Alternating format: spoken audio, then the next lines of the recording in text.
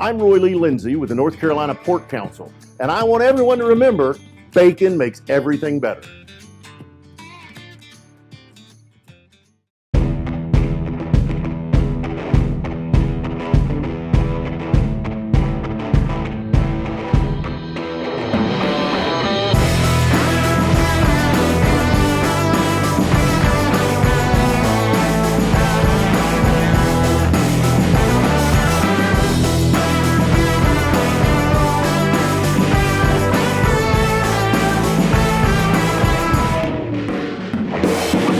Welcome back to the David Glenn Show, now seen and heard exclusively here on the North Carolina Sports Network.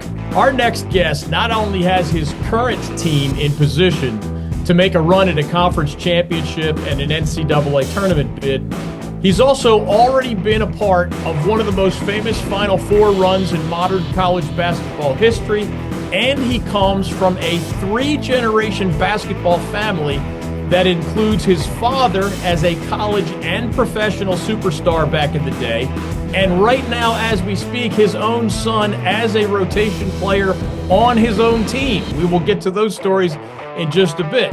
Our guest, UNC Greensboro coach Mike Jones, is in his fourth season as the leader of the Spartans, and for the third year in a row, he has his team firmly in the hunt for the Southern Conference Championship. As we speak, the top three teams in the SoCon standings are Chattanooga, UNCG, and Samford, and the scheduling gods somehow have smiled upon us because the Spartans' final two games of the regular season are against those other two contenders. They get Chattanooga this Thursday night at what's now called the First Horizon Coliseum. We know it as the Greensboro Coliseum. And then they get Samford this Saturday afternoon at their on-campus arena called Fleming Gymnasium. Folks should check out their ticket options for those games ASAP at uncgspartans.com. Now remember, across our great state, it is not just John Shire of Duke or last year Hubert Davis of Carolina with a regular season title, Kevin Keatts of NC State going to the Final Four and winning the ACC tournament. Right now, in other leagues across our state, Alan Huss has High Point in the mix. Mike Morrell has UNC Asheville in the mix. Takeo Siddle has UNC Wilmington in the mix in different leagues, among others. All of those guys I just mentioned, ACC and otherwise, have been guests here on the David Glenn Show. And now this guy has been too. Coach Mike Jones, welcome to the DG Show. How are you? I'm doing great, David. Thank you so much for having me on, man. I really appreciate it. I'm humbled to be in the same name with those other guys. Well, man, you have earned it, including this season. And we're going to talk about your UNCG team, of course, but we want to get to know you a little bit better. One of my favorite parts of your story, and we have Shaka Smart in common, among others, is that you describe yourself as a basketball player at Howard University back in the day as part knucklehead, but a guy who also, thanks to some help from others, ultimately figured some things out, and now you are here as a very successful head coach. Share with us, why have you been open and transparent about the bad times and the good times, and why are you so open, even with your own UNCG players, about those ups and downs from when you were in their shoes? Yeah, well, that's a great question. It's an education, for them, and the best example that I can give is the stuff that I went through and some of the issues that I had as a player. I went through them, and now the only thing that can, it can really be used for the good is to share it with our players. And so it helps them maybe avoid some of the pitfalls that I had. So, yeah, I was definitely a knucklehead for most of my 4 years at Howard. 2 years I was, an extreme, like level 5. We call it championship level 5. So I was a level 5 knucklehead for the first 2 years, and then it toned it down. I was probably only a level 1 or 2 knucklehead my last 2 years. But those experiences for me, man, they were tough on me. I survived them, and now I want to just use them to, help another guy maybe not have to go through as much. Another friend of mine, Lavelle Moten of NC Central, uses the phrase, and I think he wrote a book with this title, "The hard times are the good times." So Amen.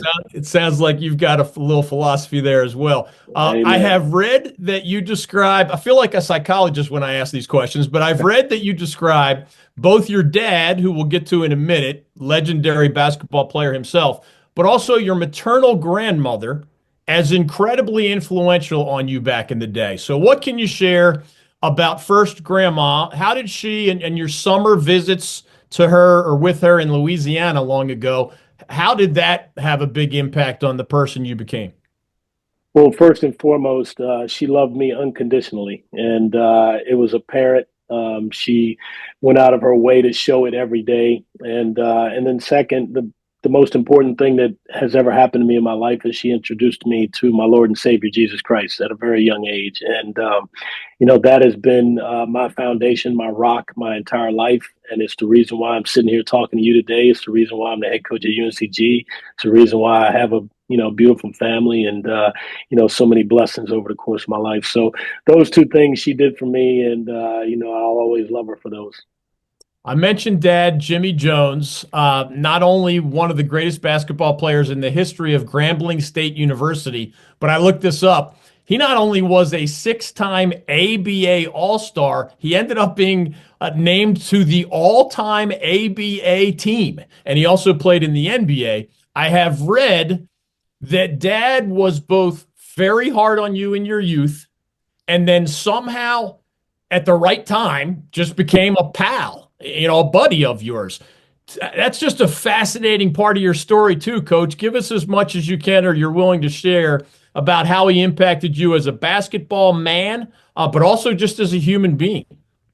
Yeah, that you've done your homework, man. It's pretty neat that my friends all thought my dad was the scariest person they'd ever met, growing up, and then and he was very tough on me in so many ways, which I'm grateful for. It was back in the day when you could break the belt out on people, and I had the belt put on my behind a few times, but the discipline that he gave me, I think I was able to tell him when I became older how much it helped me and how much I appreciated it. But he flipped the script, man. When I got to college, he became, a friend and a confidant. And to this day, I don't do very much without checking with him and getting his opinion on some things. So, yeah, he really wrote a script of how to be a father to me, which I'm, grateful for. And I don't know if I do as good a job with my kids, but I try to.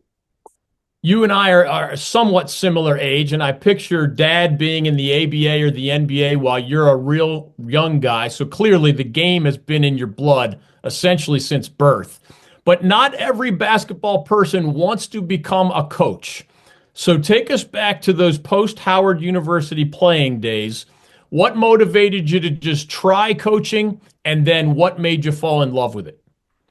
Yeah, I'm not like a lot of coaches who grow up knowing that they want to be coach, or they in high school or college they figure it out. I thought I loved the game, and wanted to be around the game. That was probably the closest thing to becoming a coach. And then when I was done with my college career, I wasn't really doing much. I was working at the Library of Congress in Washington D.C. and hanging out a lot and still playing a lot of pickup ball around the city. And a good friend of mine, he's deceased now, but Jay Johnson, he was like the old guy on the court. He and a friend of his, and they just they would always talk trash and they would cheat you, but you love being around them. They were fun. And so he had a son who went to Sidwell Friends, and the job came open. And I was probably 25 years old, and he said, "Hey, there's a head coaching job open for JV at Sidwell Friends, and you should apply for it." So I just did. I'd only worked basketball camps up until that point, and applied for the job. I got the job, and then was there for 4 years as a JV head coach and a varsity assistant. And really, the secret sauce to the whole thing for my career was there was a summer league that used to be very popular, but by the time I got it, there were only 6 teams in it. And so I took over that summer league and was able to build it up. And through building it up, I met a lot of coaches, college coaches, high school coaches, and just had a a great group of, in the coaching community. That led to my first job. Mike McLeese, who was a head coach at Dunbar High School, they'd won a lot of city titles. Yeah. He got the job at Howard University. And I said, well, I'd love to be your assistant. And he said, I said, I'd love to interview for it. He said, you've already been interviewing the last 4 years. I've seen you run this league. So it's just a testament to, you got to do your job every day and treat people the right way. And you never know who's paying attention. And I use that phrase, falling in love. Once you got into it, what made you just click and say, yeah, this is what I want to do?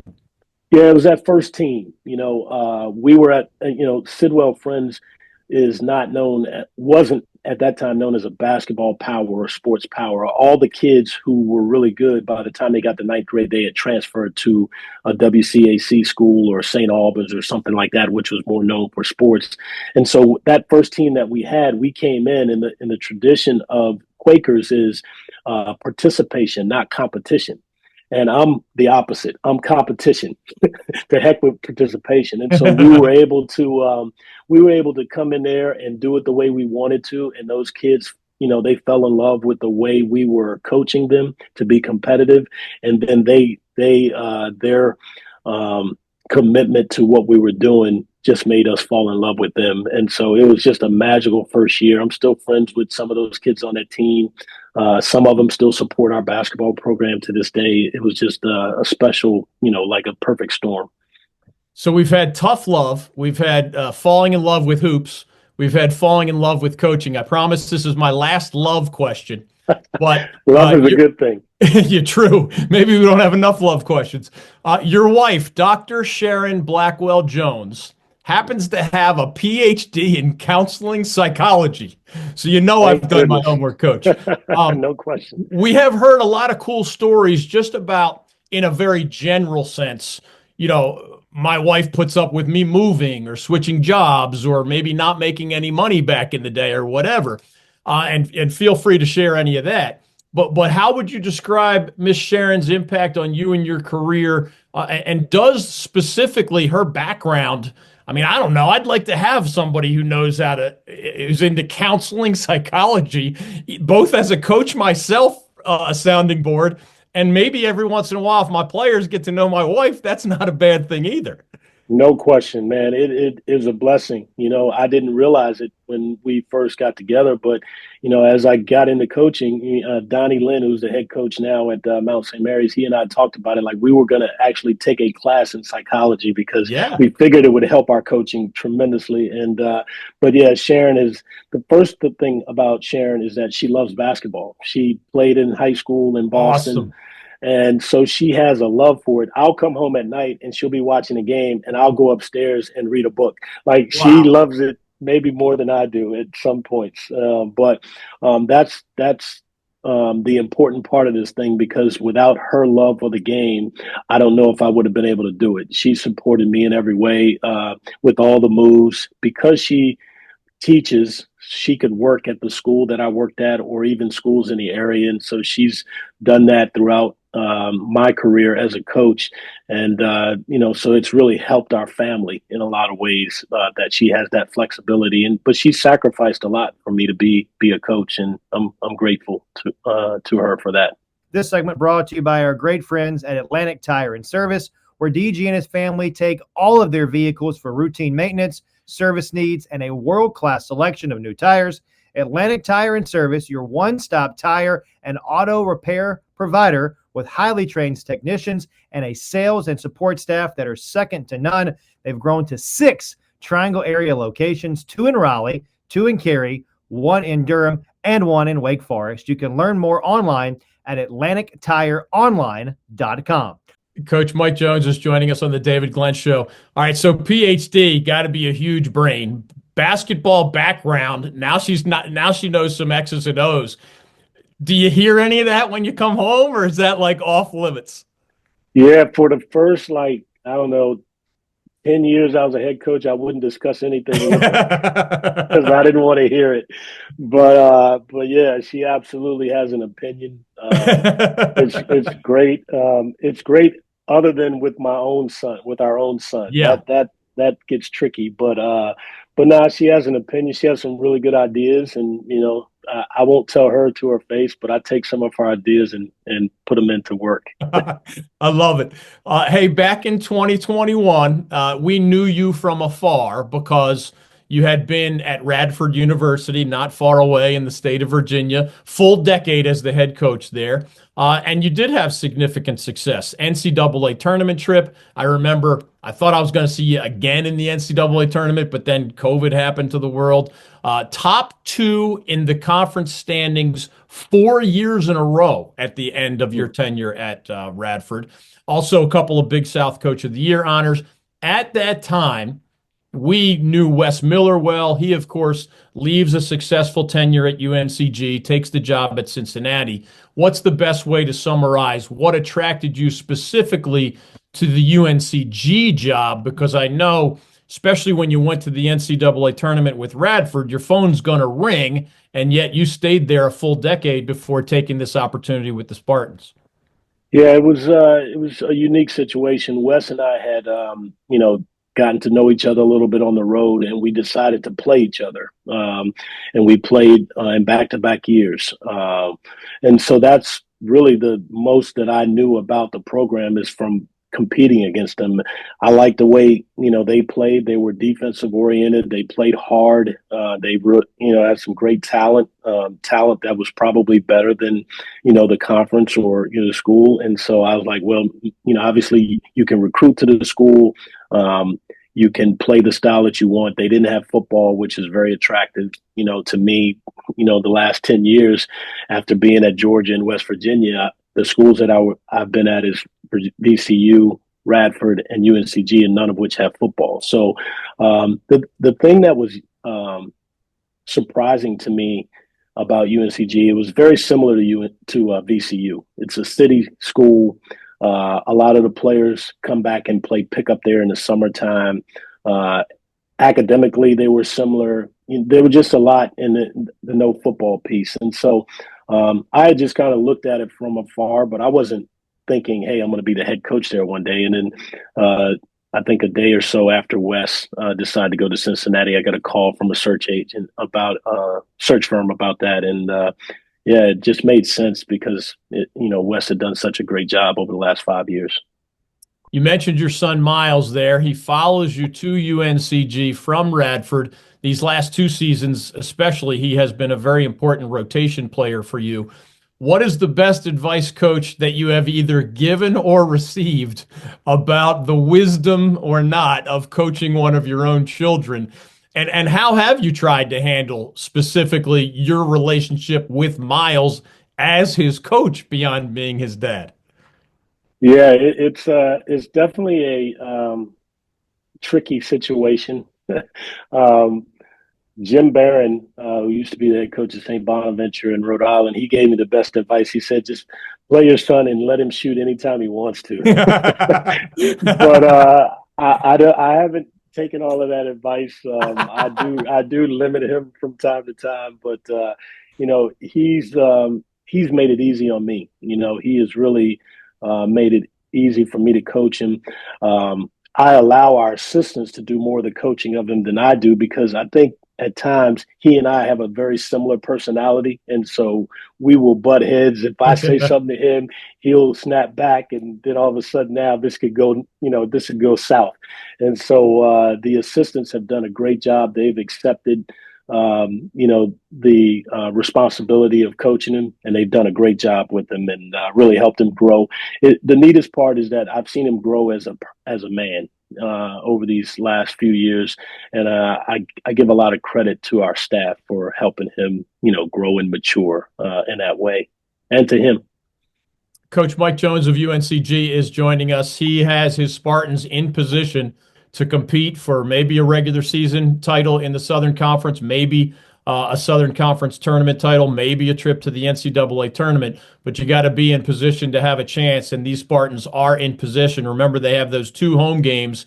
If you're catching us on our YouTube channel or our podcast this last week of February, remember those games are this week, last 2 home games of the season. If you're catching us a little bit later, I'm glad you've been able to jump in and get to know Coach Mike Jones just a little bit better. There's no way, given our Shaka Smart connection, that I can not ask you about. Heck, one of the reasons you got at least some interest from Radford back in 2011, you were fresh off being a part of as an assistant coach with Shaka. One of the greatest Final Four trips that most of us have ever witnessed by a low seed. The Rams, for the record, were an 11 seed back then. They go to the Final Four, of course. What were your biggest takeaways in a general sense from your time working with Shaka Smart? And then specifically, what do you hope people remember most about that amazing 2011 VCU team? Yeah, the thing that Shaka, first of all, when you meet him and you talk to him, what stands out is his intelligence. I mean, he's very thoughtful because he's so well versed and well read on a lot of different subjects, but he's just an intelligent person, and it's fun, to have conversations with him and get his perspective on things. And so the thing that he really taught me as a coach is how important relationships are. And, I had been a veteran coach for many years, and I knew that the relationships were important, but I just didn't understand it to the level that he did. And so he was able to impart that on our whole staff, but that really made an impact on me.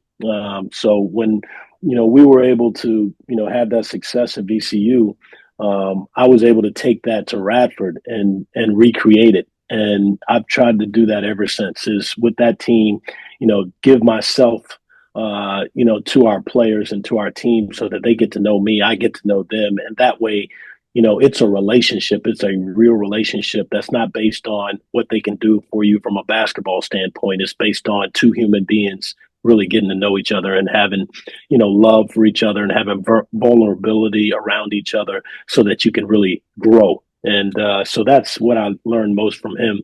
What I'll take from the experience and going to, and what I want people to remember about that team is that we were, we're just like we are now. We're at UNCG. It's a small conference. Nobody expected a lot from them, but when the power of the team is stronger than anything else. And if you can get those relationships to be right, which we had at VCU, the players had good relationships with each other. The coaches had good relationships with each other. But what made that team explosive was the players and the coaches had great relationships with each other. And so when I would coach, a Joey Rodriguez or Jamie Skeen, it wasn't personal.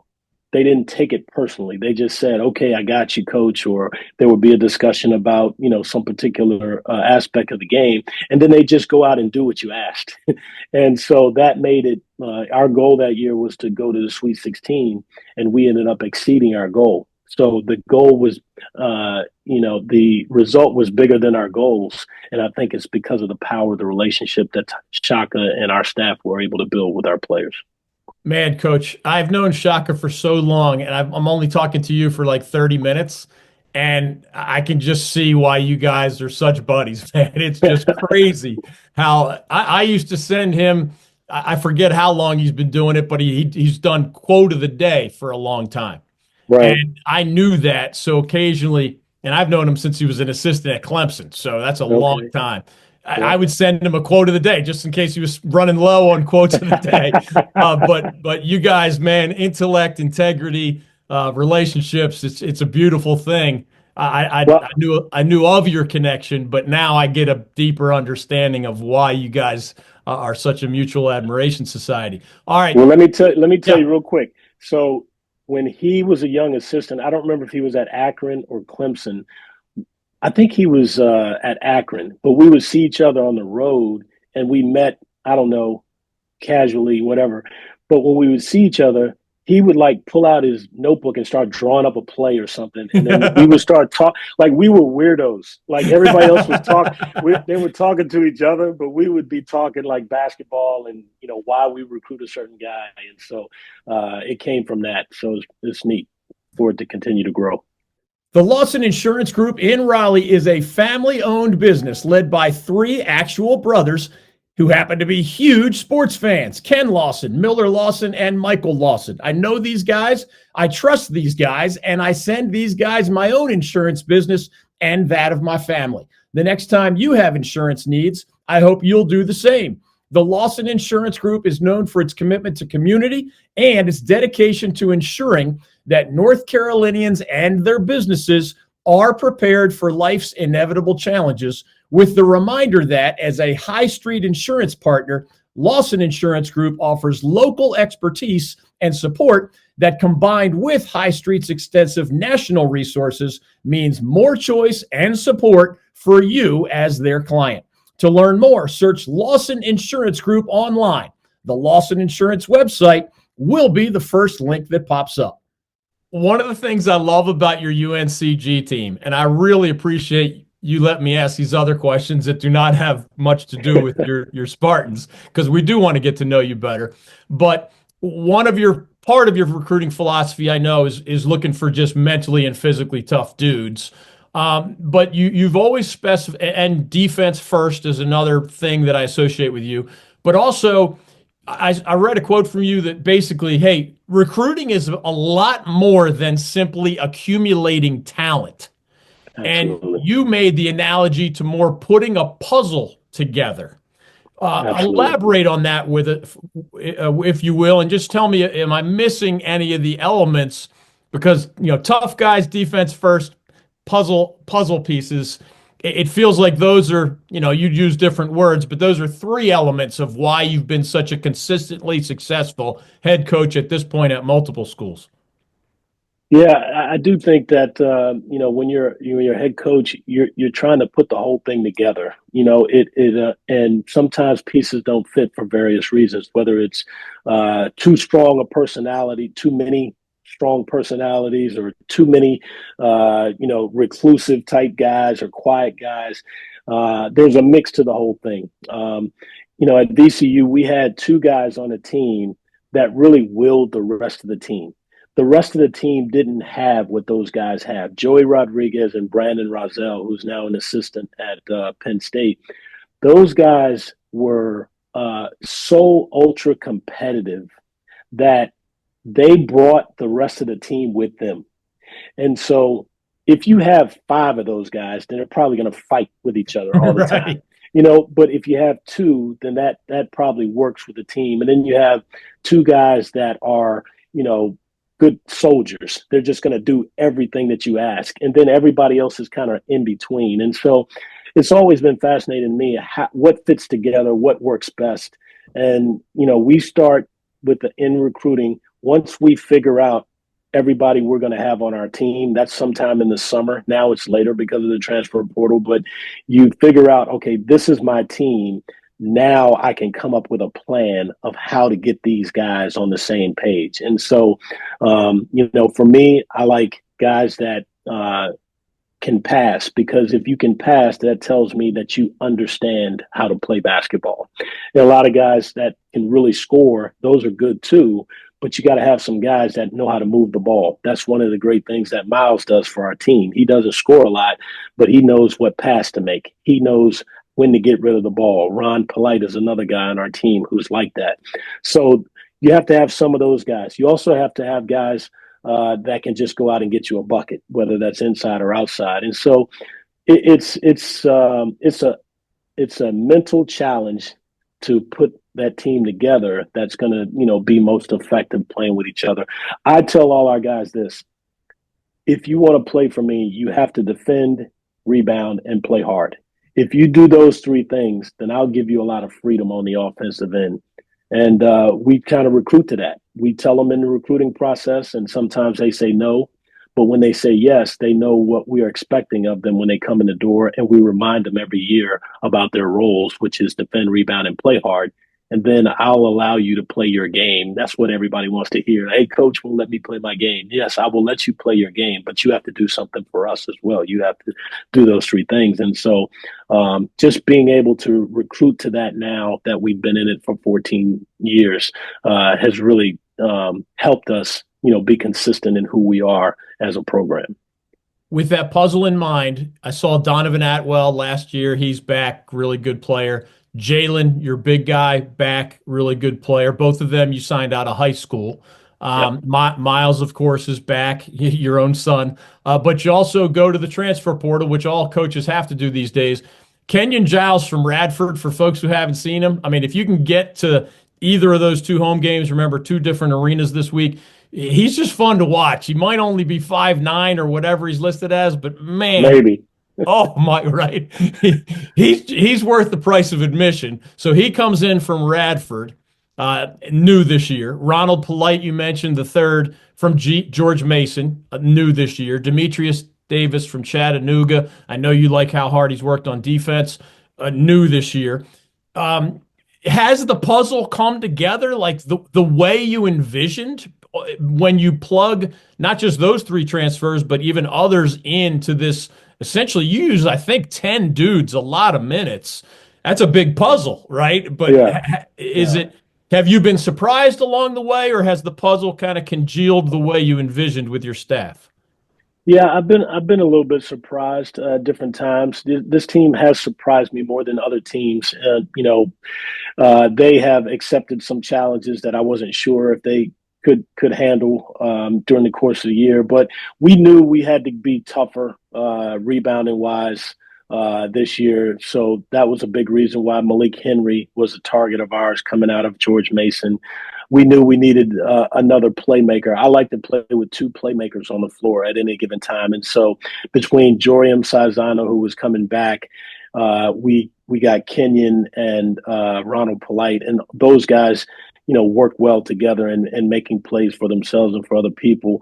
And then Demetrius Davis, he was kind of like, I tell him all the time, like he's God's gift to us, because we knew in order to compete in this league this year, we needed a long, athletic forward who was versatile, meaning he could score inside, he could score outside, he could defend bigger guys, he could defend smaller guys.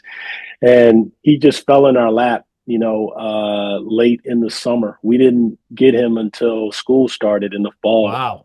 And so, but we held out for him because we knew how important that piece was for us. And so we were really fortunate to get the guys that we've gotten. And it took a while. This is the unique thing about the portal, is that the guys who we had coming back, we really thought that those guys, they were culture drivers for us. But it's really been the new guys who have driven the culture, because they've had different experiences. And when they got to us, they realized, how much we care about them as people. That was different maybe for some of those guys. And so they liked that part. And so they bought in quick. Whereas the older guys, they had been here for a few years and they maybe were looking for something different. So it took us a little bit of time for everybody to get on the same page. But I think that has happened since the new year calendar changed. And so now we're playing better as the year goes on, which, we want to be playing our best ball right now. But being able to figure this thing out in the transfer portal era, in the NIL era, is more challenging, because, it's 1 year with that team. That's it, and that's a very difficult challenge. And but I think we figured some things out this year. UNCG head coach Mike Jones joining us on the David Glenn Show. We're going to get you out of here with what we call our rapid fire round. Again, just designed to get to know you just a little bit better. Place these in order of your personal preference: beach house, lake house, or mountain house. Beach house. Besides basketball, what sport do you follow most closely? Golf. What is your all-time favorite trip or trips outside the United States? When we went to Senegal and France a couple of summers ago with the team, that was a really special trip. First time going to Africa. It was moving and inspirational for a lot of our players, especially our African-American players, and for me personally. And then France, Paris is a beautiful city. Who are some favorite bands or musicians who come to mind? Well, I like Kanye, the old Kanye, not the new Kanye. I like Lupe Fiasco. Growing up, a girlfriend turned me on to the Rolling Stones, which led to Led Zeppelin. Nice. So my musical taste is very eclectic. But right now, I'm probably 90% jazz, traditional jazz music from the 40s, 50s, and 60s. Interesting. And I know you like the Roots too. The Roots, yeah, man. The Roots are always a favorite, man. I've gotten to see them about 3 or 4 times, but now they're Nice. like a house band on Jimmy Kimmel or something, so I don't hear them as much. But yeah, they're a favorite from way back. Very cool. Favorite actor, actress, author, or artist? Any one of those. You don't have to do them all. Actor, author, author, Actor, actress, author, or artist? author James Baldwin, actor Denzel Washington, actress Meryl Streep, Mm. and I don't remember the other one. What's the other one? That's all right. That's And good. we'll get you out of here with this, Coach. Our statewide sponsor, our title sponsor, is the North Carolina Pork Council. So we ask everybody if they have a preference. You know, you got the Eastern style barbecue here with the vinegar base. You got the Western style with more tomatoey. You got bacon. You got other pork products. Do you have a favorite? Yeah, any kind of pork is good pork. And as far as barbecue style, I eat them all. They're all good. Amen to that. Hey, man, I can't thank you enough for letting me pick your brain beyond basketball. But good, congratulations to you and your guys first on just putting yourself in this position. But man, Good question. I don't see your league all day, every day. But I know Chattanooga's really good. I know Samford is really good, and I know you are really good. And you have these 2 games, so feel free to use this platform to say whatever you'd like to the UNC Greensboro Nation. Because this is really special. You host both Chattanooga at the First Horizon Coliseum on Thursday night, and then Samford this Saturday afternoon, late afternoon, at Fleming Gymnasium. I mentioned the website, uncgspartans.com, but man, it's just you just don't see the 3 best teams in the league end up in this, not a round robin, but you know what I mean. It's exactly what we would all want to see as you guys chase first a regular season title, and then obviously the SoCon Tournament championship. Yeah, when the schedule came out, we knew that it was going to be a challenge down the stretch. 3 straight road games, and then 2 home games against the 2 teams that were picked 1 and 2. We were actually picked 6, so we're not supposed to be one of the best teams right now. So we used that as motivation throughout the year, and now God has blessed us with this opportunity to really do something about the position. And I'm proud of our guys for putting themselves in this position to going into the last week of the season to be able to win a championship in the regular season, as our women just did. I don't know if you know, our women just won the regular season. Trina Patterson and her staff did an outstanding job, and so we want to duplicate that, and we've got a great opportunity to do that. At the Coliseum on Thursday against Chattanooga is all we're focused on right now, and 100% of our focus is on making sure that we're playing at a championship level come Thursday at 7:00, and we hope that people will come out and see us play.